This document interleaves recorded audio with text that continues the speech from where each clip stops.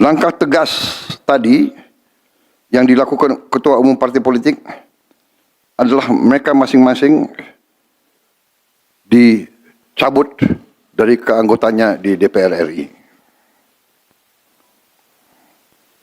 Dan juga para pimpinan DPR telah berbicara dan para ketua umum partai juga sudah menyampaikan melalui ketua fraksi masing-masing bahwa para anggota DPR harus selalu peka dan selalu berpihak kepada kepentingan rakyat.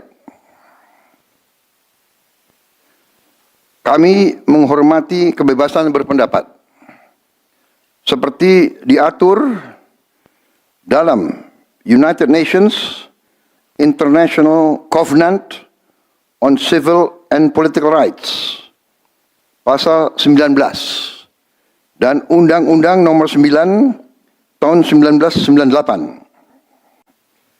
Penyampaian aspirasi bisa dilakukan secara damai. Namun, jika dalam pelaksananya terdapat kegiatan-kegiatan yang bersifat anarkis, destabilisasi negara, merusak atau membakar fasilitas umum, sampai adanya korban jiwa,